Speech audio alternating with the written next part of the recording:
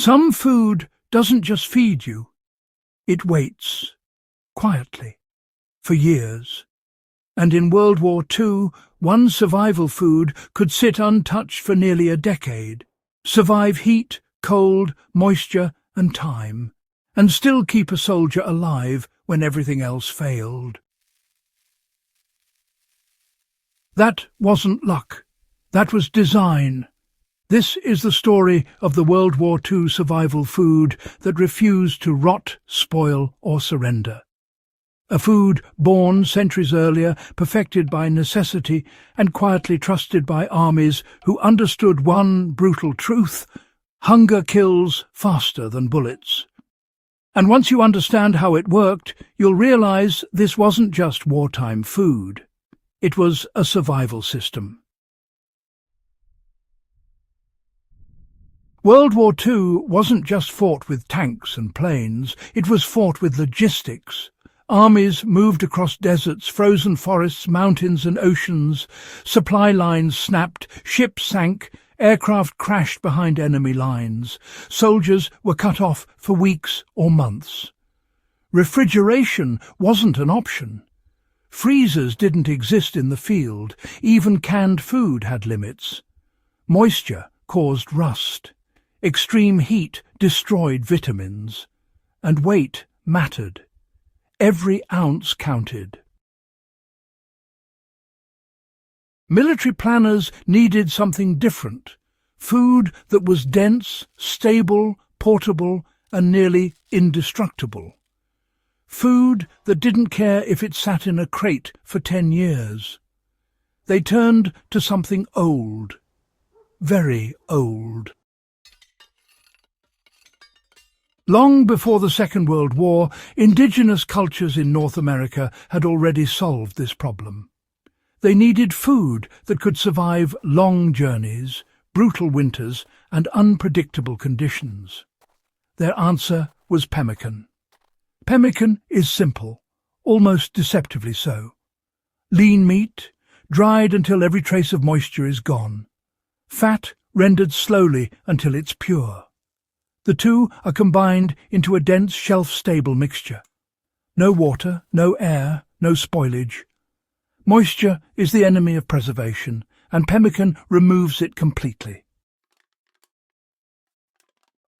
When properly made and sealed, pemmican can last for years, in some documented cases well over a decade.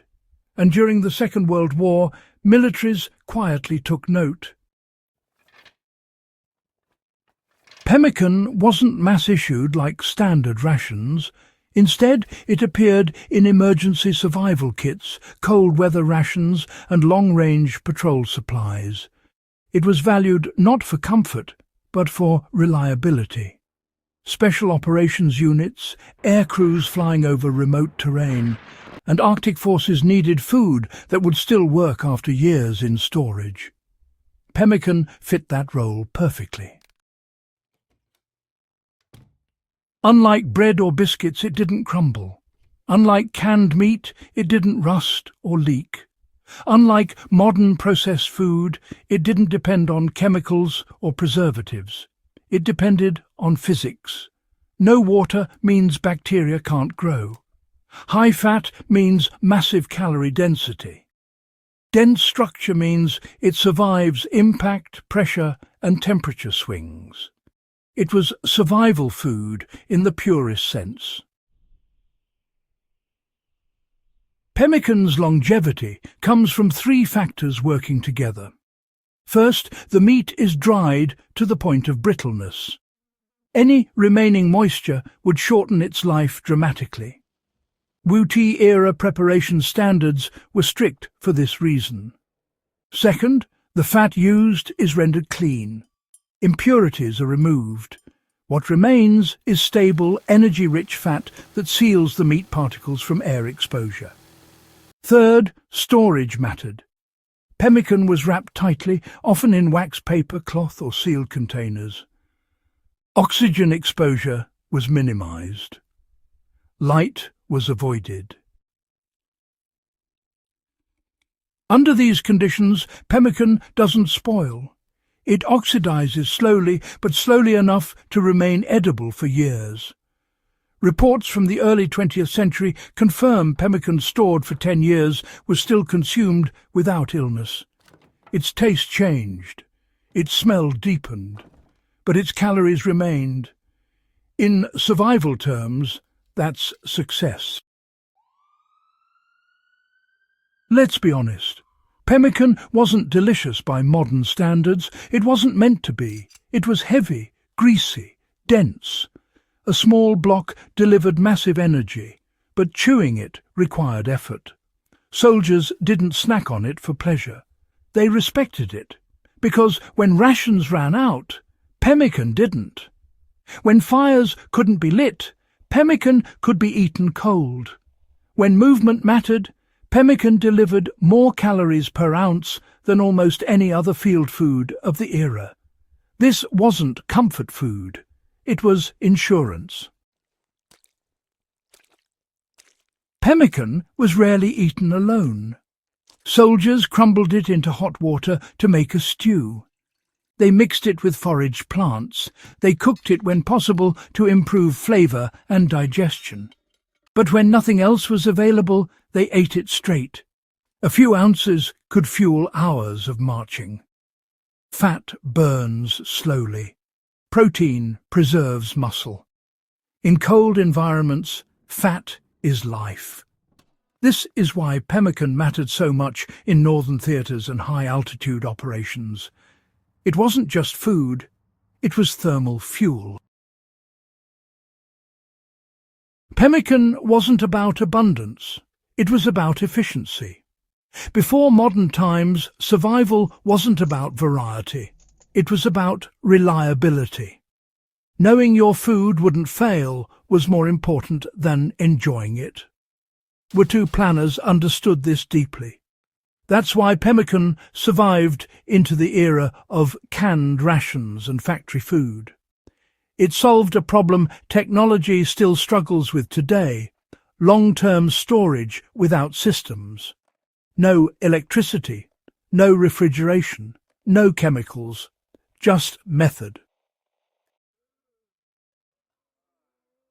The lesson here isn't to romanticize wartime hardship, it's to respect historical intelligence. Before modern preservation, people mastered food stability through process, not additives. They understood moisture, fat, air, and time. They designed food around reality, not convenience. For anyone interested in historical survival, pemmican represents peak efficiency. It shows how ancient knowledge quietly outperformed modern assumptions. And in World War II, when everything was tested under pressure, that knowledge proved itself again. Wars end, rations expire, technologies change, but pemmican didn't care. Stored in crates, emergency kits, and forgotten caches, it waited.